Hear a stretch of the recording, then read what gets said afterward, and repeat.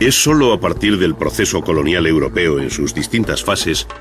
cuando la historia de los pueblos de África, América y Oceanía se vertebra y sincroniza con la del Viejo Mundo, al que por defecto se toma como parámetro cronológico.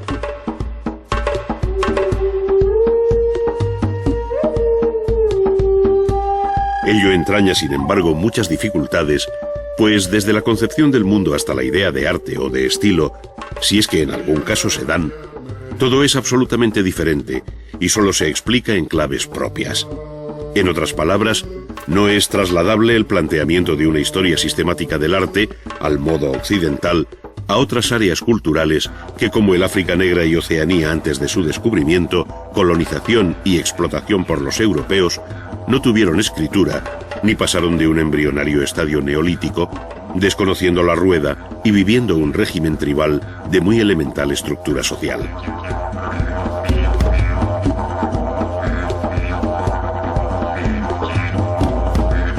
En tales condiciones, no cabe esperar sino una producción artística de limitado alcance, vinculada sobre todo a los mitos y creencias de índole religiosa que tienen relación con la naturaleza y el hombre. Probablemente la expresión más cumplida de esta realidad sea la máscara, pero la máscara viva, pues la que hoy forma parte de una colección que se exhibe pulcramente en la vitrina de un museo, es solo un objeto de curiosidad al que le falta la intención, el movimiento y la música que en otro momento la acompañaron.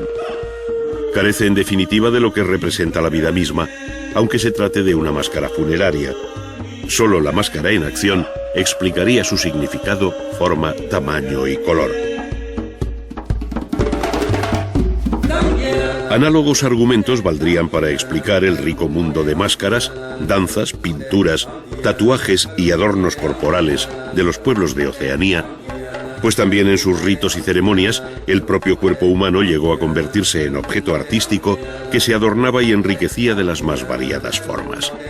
Muchas de estas expresiones artísticas, consideradas como primitivas, han permanecido luego como soterrada herencia en la memoria del hombre hasta nuestros días.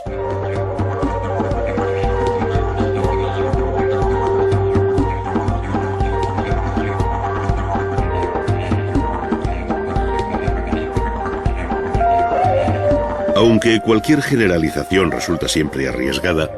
cabe afirmar que más allá del matizado universo de la máscara, fue la escultura la expresión artística más compleja y que mejor se identifica con las preocupaciones existenciales, tanto en el África Negra como en Oceanía. Sabemos que las regiones estilísticas de ambos continentes son muchas y diversas, pero es posible concluir que la escultura tendió a un formato pequeño, trabajada habitualmente en madera, y que tuvo casi siempre un sentido religioso, o trascendente cuando menos, donde los antepasados pesan en la memoria individual y colectiva del grupo. Desde el punto de vista formal, la pequeña escultura tendió hacia la abstracción, haciendo de la figura humana la imagen más repetida, aunque sin desconocer la presencia de animales como el antílope o el búfalo en África.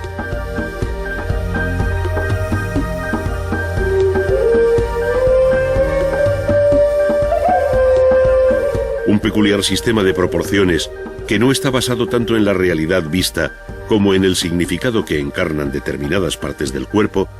hacen de la estatuaria figuras de proporciones esbeltas, solas o en pareja, con grandes cabezas, donde los ojos cobran un protagonismo esencial,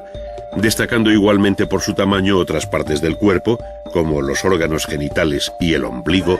todo ello dentro de una concepción primaria de la existencia humana integrada en la naturaleza.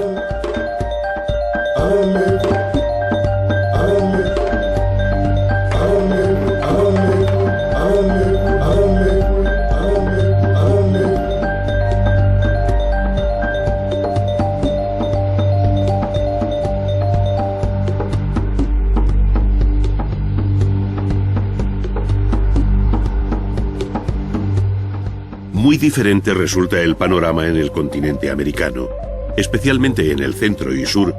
donde el dilatado horizonte artístico cuenta con ciudades bien trazadas, una monumental arquitectura, excelentes piezas escultóricas en piedra exentas o formando relieves, una desarrollada visión pictórica, además de un rico legado de las llamadas artes menores, donde la orfebrería alcanzó cotas verdaderamente sublimes.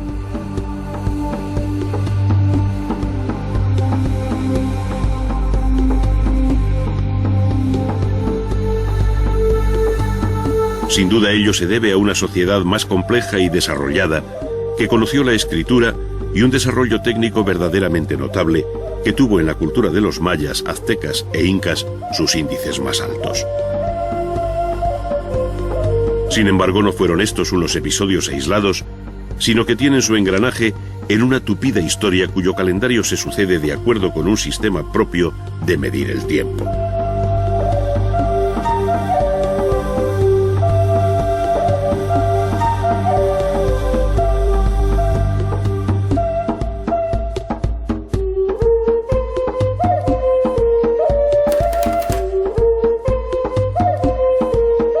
De todos modos, los historiadores de la compleja realidad cultural y artística de la América precolombina, en el deseo de coordinar las distintas historias particulares que se producen a la vez en los diferentes pueblos que habitan, por ejemplo, Centroamérica,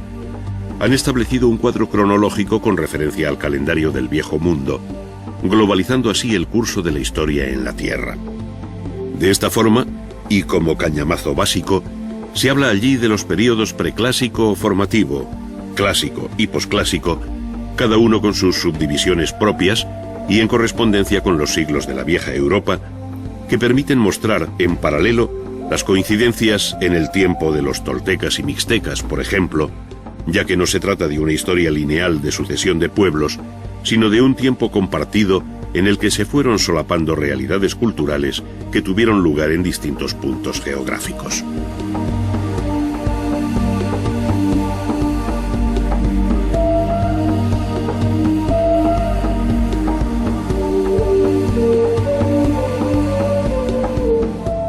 Concretamente, en el México antiguo, cuando todavía no habían desaparecido los olmecas del Golfo, ya habían florecido en la región de Oaxaca los zapotecas, con un primer calendario de 260 días en la ciudad de Monte Albán.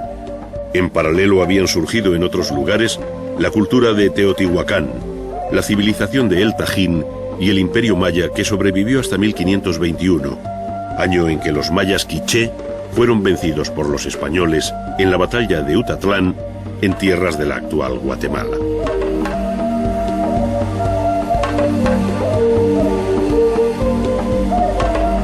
Por aquellas mismas fechas caía el imperio azteca y Hernán Cortés se hacía con su capital, Tenochtitlán. Pocos años más tarde, Pizarro acometía la conquista del Perú, poniendo fin en 1533 al gran imperio inca, que tuvo por último soberano a Atahualpa, hijo del gran Huayna Cápac.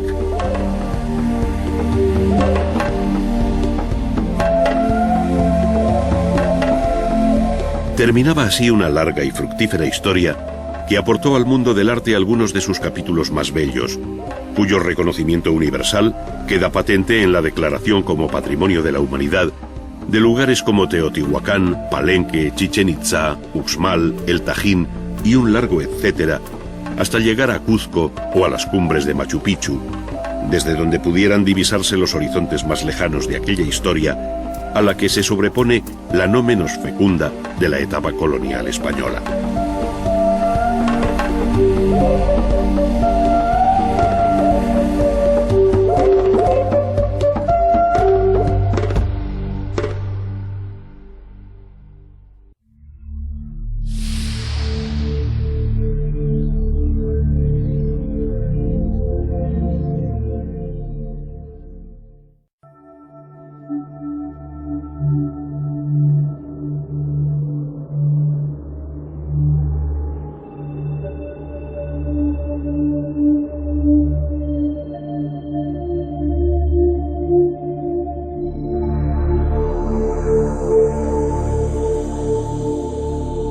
A unos 50 kilómetros de Ciudad de México se encuentra una de las maravillas del mundo antiguo,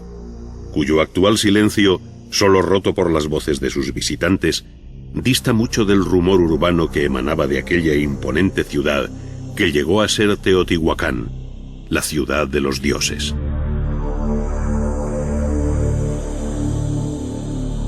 Situada sobre un amplio valle de la meseta central de México,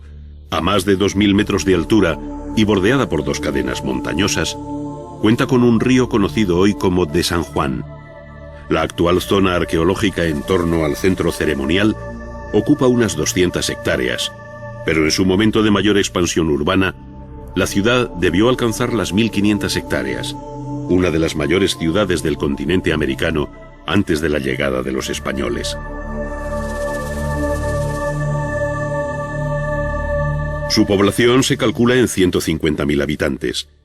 Pero no son estas cifras las que hacen excepcional a Teotihuacán, sino la madurez de su planteamiento urbano como ciudad planificada con claras funciones ceremoniales y administrativas,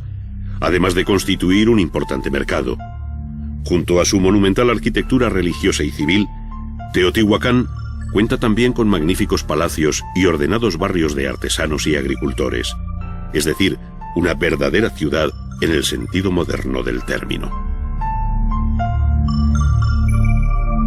El conjunto de Teotihuacán está dominado tanto sobre el plano como en su realidad tridimensional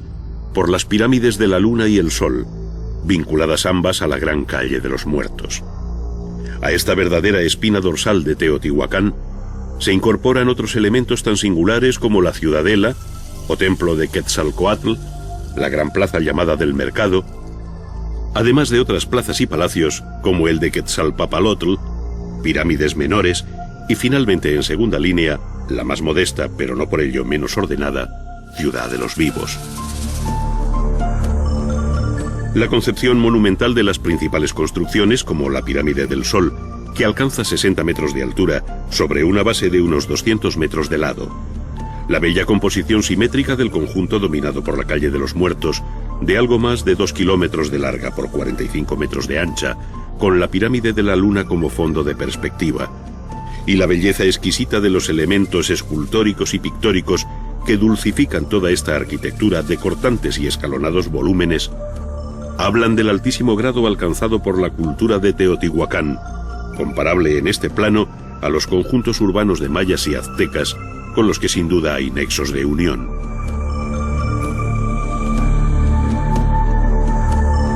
Parece seguro que los resortes de este fenómeno urbano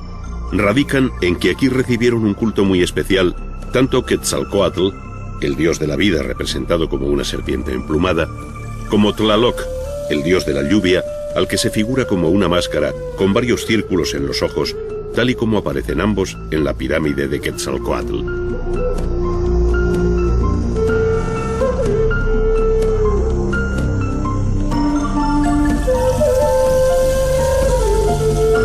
Las ciudades mayas, dispersas por un amplio sector de Centroamérica que hoy afecta a varios estados del sur de México, y muy especialmente a la península de Yucatán, Guatemala, Belice, Honduras y El Salvador, ofrecen la imagen más potente de la cultura maya. Ciudades como Tikal, en medio de la espesura de la selva guatemalteca y en un paisaje abrupto, hacen sobresalir por encima de la masa arbórea de los bosques los edificios más importantes de su sobrecogedor centro ceremonial y administrativo. Este se compone de varias acrópolis con amplias plazas, esbeltísimas pirámides, templos escalonadas, plataformas, conjuntos gemelos, palacios, juegos de pelota, mercados y baños, todo ello construido básicamente entre los siglos III y IX de nuestra era, cuando Tikal, como recuerda Leopoldo Castedo, era mayor que París, y nada había en esta ciudad que pudiera compararse, por ejemplo, con la pirámide del Jaguar gigante.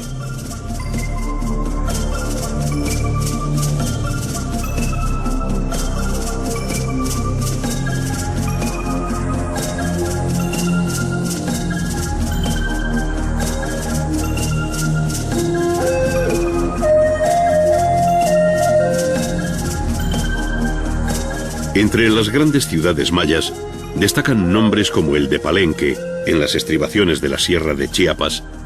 con varias construcciones como la llamada del Palacio, sobre una terraza artificial y sótanos interiores, en el que sobresale una singular torre de vigilancia de varios pisos y las originales cubiertas en talud, que a modo de mansarda esconden pesadas bóvedas de piedra en su interior, muy características de la arquitectura maya. Con este procedimiento se cubren todos los templos de Palenque, como el del Conde, levantado también bajo Pacal, que reinó aquí entre el año 615 y 683 de nuestra era. Aquellas bóvedas, llamadas falsas, por su procedimiento constructivo a base de aproximación de hiladas, solían estar decoradas con pinturas al fresco, como aún conserva el conocido Templo de las Pinturas en Bonampak. En ellas y en varios registros se recogen escenas ceremoniales y bélicas que permiten recuperar la vida que en otro momento se agitó en torno a estos solitarios edificios. Tanto la pintura interior como la que exteriormente matizaba en otro tiempo los relieves de los templos y palacios hacen más atractiva si cabe la arquitectura maya, que en casos como la ciudad de Uxmal, al norte del Yucatán, desarrolló grandes frisos recubriendo buena parte de las fachadas, entre ellas la del Palacio del Gobernador, datado entre los siglos VIII y IX de nuestra era. La civilización maya comenzó a extinguirse hacia el año 1000, viviendo desde entonces hasta la llegada de los españoles bajo el dominio de otros pueblos procedentes del centro y norte de México, como los toltecas. Mayas y toltecas dieron lugar a un brillante periodo artístico coincidente en el tiempo con lo que en el Viejo Mundo se denomina románico y primer arte gótico, que tiene como referencia principal la ciudad de Chichén Itzá hasta el año 1250, en que se abandona. De aquí emanan algunas de las imágenes más sorprendentes de la arquitectura precolombina, como la pirámide del castillo, con clara influencia de Teotihuacán, muy diferente al templo de los jaguares, que evidencia su origen maya.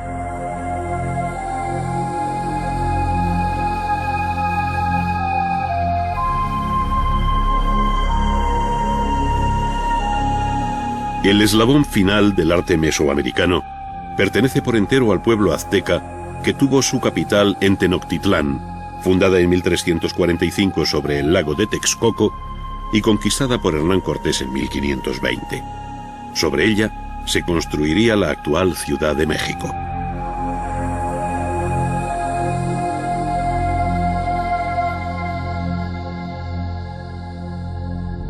Para encontrar en América del Sur algo comparable en el terreno urbano y arquitectónico a lo visto en Mesoamérica,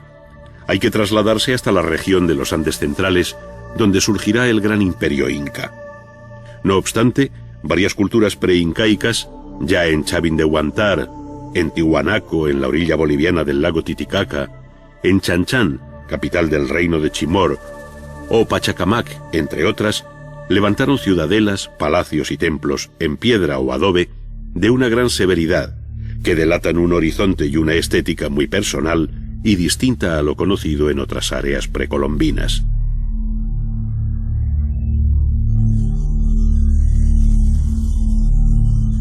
Sin embargo, fue con el imperio inca, o Tahuantinsuyo, que partiendo del valle peruano de Cuzco, llegó a dominar el altiplano y costa del Pacífico, desde el sur de Colombia hasta el centro de Chile, cuando se construyeron las obras más colosales con una técnica que todavía sorprende, entre otras cosas, por su perfección en el ajustado encaje de los elementos pétreos.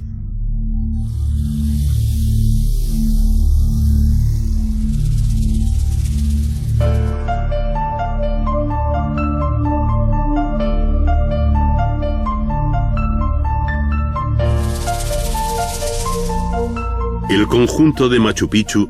es justamente el más conocido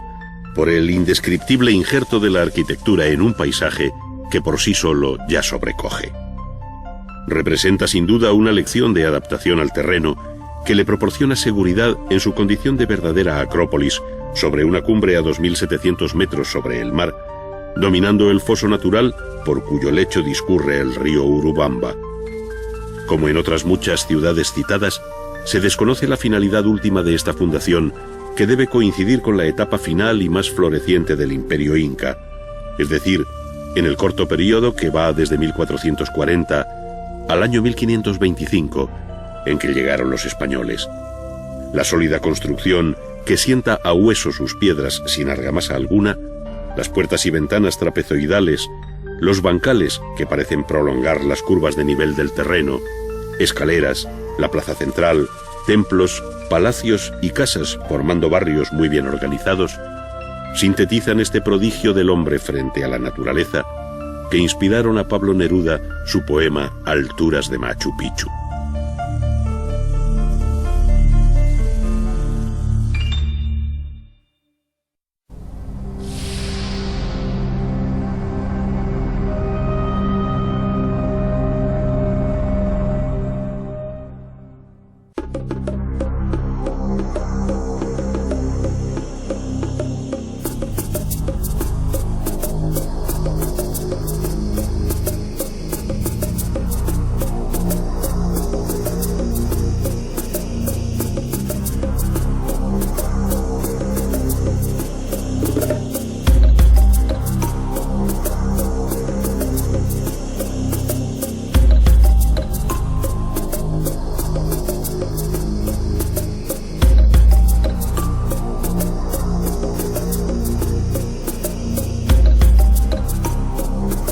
El arte del África Negra y Oceanía, más allá de su interés etnográfico, irrumpió en el arte occidental de un modo brusco de la mano de algunos de los hombres más significativos del arte moderno, como fueron entre otros Gauguin y Picasso.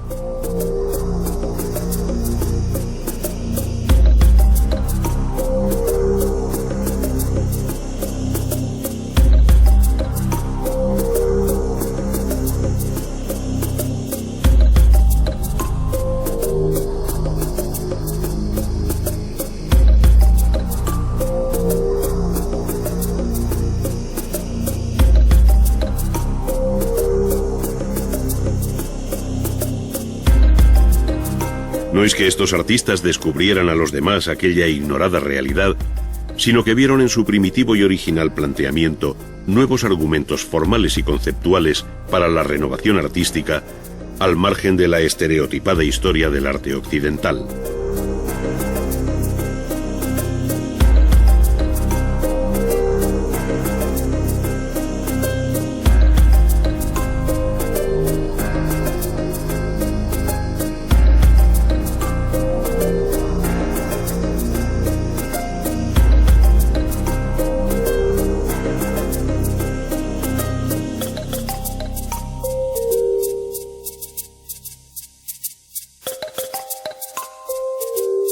Desde entonces, y a lo largo del siglo XX, no ha cesado la admiración de las realizaciones escultóricas del arte africano, cuyo sentido religioso y uso ritual dan un interés muy específico a las estatuillas de terracota, bronce o madera, así como al amplio y enigmático mundo expresivo de las máscaras.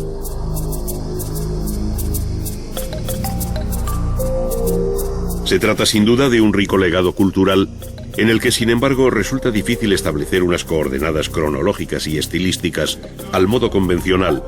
al carecer de una historia escrita sobre los diferentes pueblos que habitaron a lo largo de siglos la costa del Golfo de Guinea y las tierras que se extienden al norte y sur del Ecuador.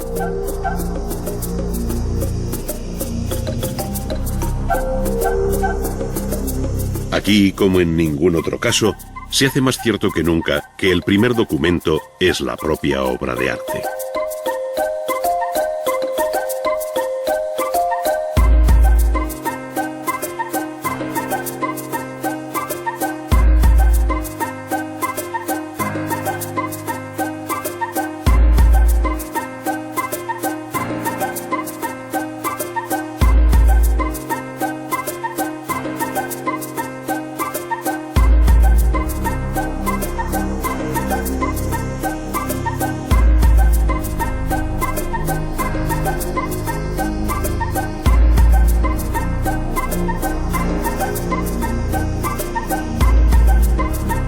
El modo tradicional de acercarse a este complejo mundo cargado de matices locales es vincularlo a su paisaje y grupo étnico, donde destacan algunas zonas como las de Nigeria, Camerún, Congo, Zaire o Angola, entre otras, que no fueron ajenas a la influencia de otros pueblos vecinos o lejanos, especialmente a partir de fines del siglo XV, con la llegada de los portugueses. Pero incluso antes de esta época, entre los siglos XII y XV, algunos talleres del sur de Nigeria produjeron cabezas como las de los soberanos de Ifé,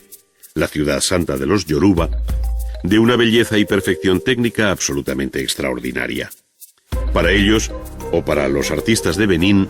No tuvo secretos la técnica de la fundición en bronce por el sistema de la cera perdida, como atestigua la serie de cabezas de comienzos del siglo XVI que actualmente custodia el Museo Nacional de Lagos.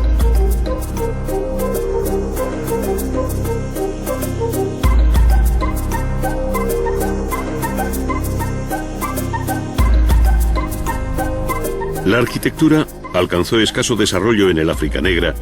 y apenas si cabe reseñar algo más allá de las cabañas de madera constantemente renovadas.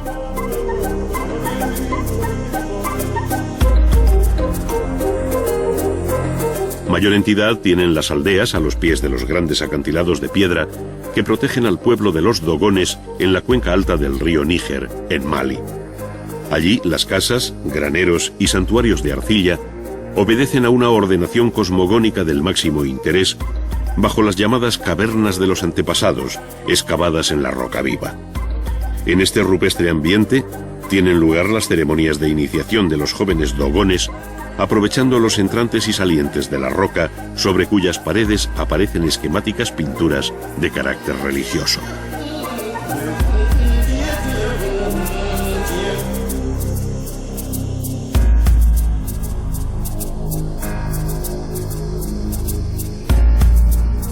Hasta la llegada del Islam, que exigió la construcción de mezquitas, no cabe hablar de una arquitectura propiamente monumental,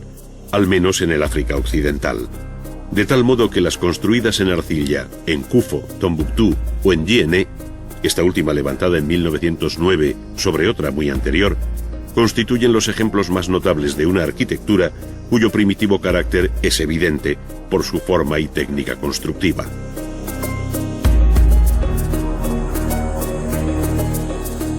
La misma línea del Ecuador que divide en dos el continente africano, al entrar por Gabón y salir en dirección este por Somalia,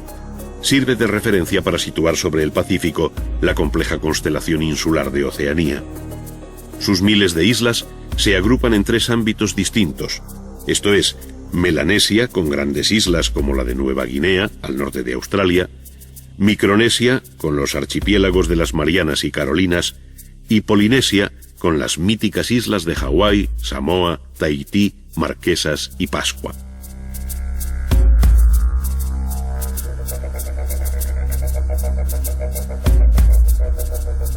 Tanto aquí como en el África Negra, el arte de las máscaras e idolillos se vincula al mundo de los dioses relacionados con la vida y la muerte, al cielo y la tierra, al culto a los antepasados, la lluvia, la fertilidad, la recolección, la guerra y todo un complicado mundo mitológico ajeno al clásico, nórdico o asiático, pero que en definitiva responde a los mismos anhelos y temores del hombre primitivo, donde la religión siempre cumple un papel de medium necesario.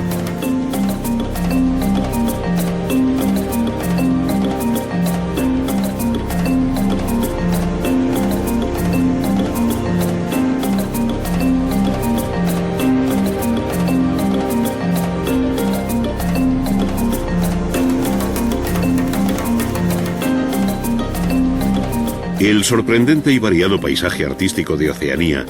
disperso hoy por los museos de Londres, París, Bruselas o Nueva York y gran número de colecciones privadas,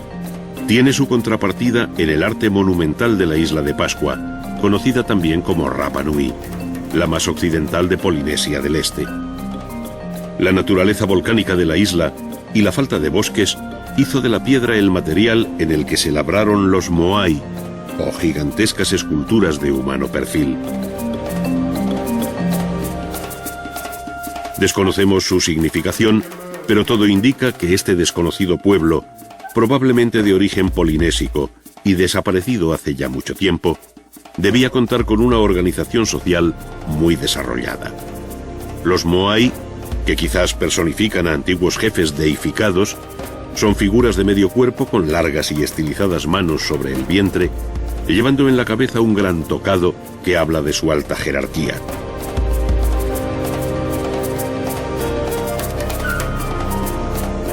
Hoy forman grupos en la costa frente al mar,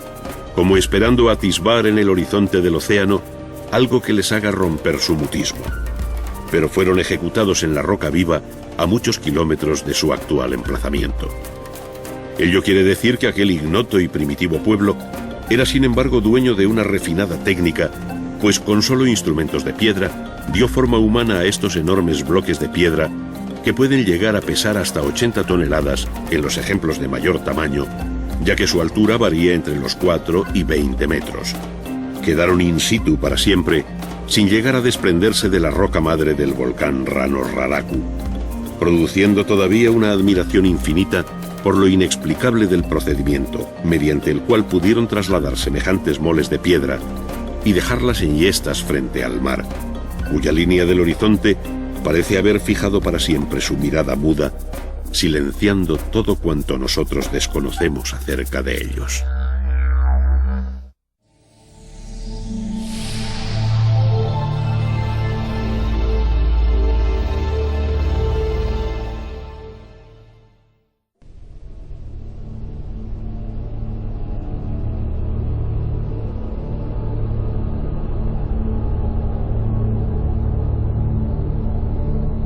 A raíz de la conquista y colonización de buena parte del continente americano por españoles y portugueses, se abrió en las Antillas, México, Centro y Sudamérica un nuevo periodo artístico en el que esta dilatada área geográfica se incorporó a las grandes corrientes estéticas del Viejo Mundo. Tan fecundo injerto dio sus mejores frutos durante los siglos XVII y XVIII, cuando el barroco iberoamericano creó un fascinante mundo formal donde junto a lo español y portugués en Brasil afloran matices de gran originalidad respecto a los modelos europeos debido a un fértil sustrato propio. Tal mestizaje artístico no es sino la expresión plástica de una sociedad compleja formada por indios, españoles, portugueses, criollos, mulatos, negros y toda suerte de situaciones intermedias que dieron un pálpito muy singular al arte colonial.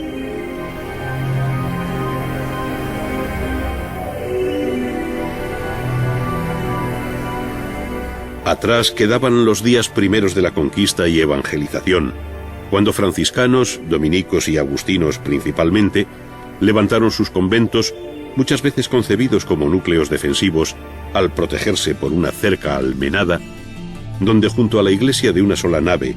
claustro y dependencias habituales en un convento español, surgieron nuevos espacios como las capillas abiertas en el atrio, llamadas también capillas de indios, para la celebración de la misa a cielo abierto, o bien las posas en los ángulos del atrio, a modo de pequeñas capillas auxiliares, según pueden verse todavía en el convento franciscano de Huejotzingo, en México, o en el santuario agustino de Copacabana, en Bolivia, este ya del siglo XVII.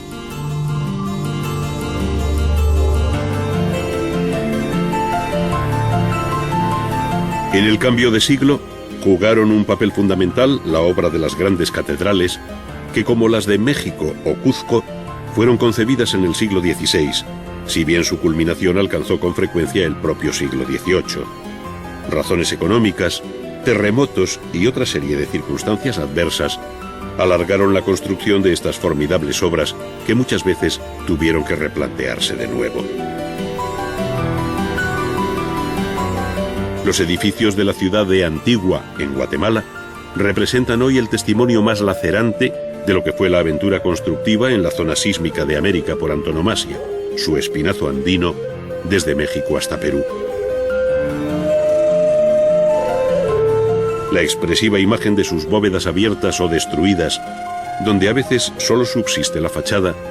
hacen innecesarias más palabras, pues allí, como en otros lugares, la arquitectura y la vida toda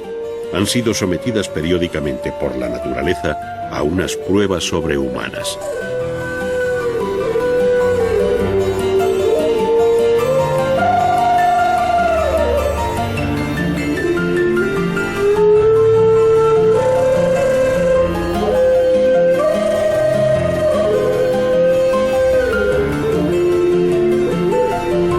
Desde las primeras soluciones platerescas en el siglo XVI hasta las fórmulas decorativas más barrocas que imaginarse pueda, a base de sobrecargados estípites, tan característicos del siglo XVIII,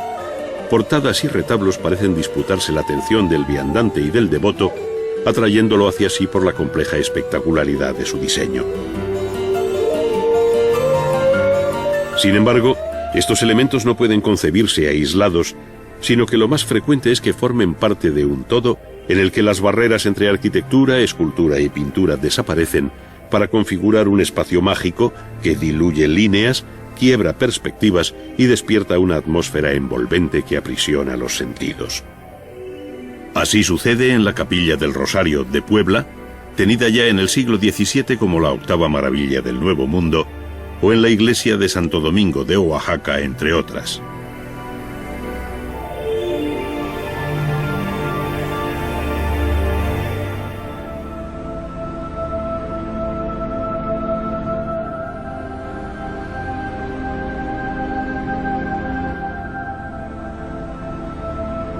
La propia pintura se hizo eco de estos interiores de la arquitectura religiosa, donde capillas e iglesias son con frecuencia escenario de algún acontecimiento milagroso, especialmente curaciones, dando luego motivo a su representación pictórica bajo la fórmula del ex voto.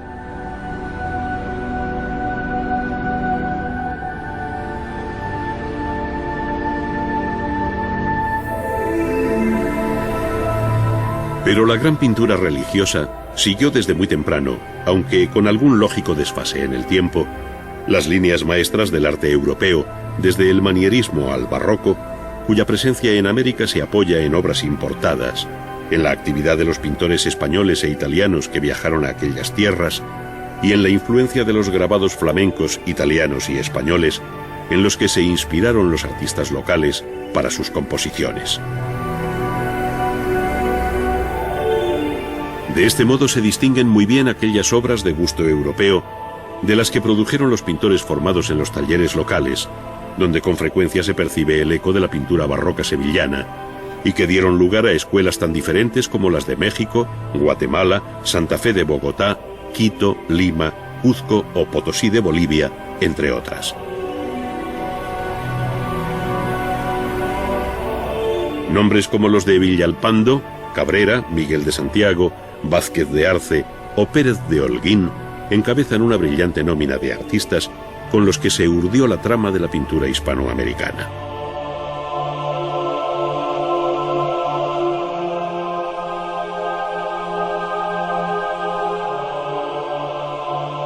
En este panorama cobran especial relevancia por su novedad iconográfica, por la distancia marcada respecto a los modelos europeos y por la fuerte carga religioso-poética de su imagen, aquellas pinturas que, respondiendo a una concepción arcaizante, pero ejecutadas de un modo primoroso, representan la más original aportación de la pintura colonial al concierto general del arte barroco.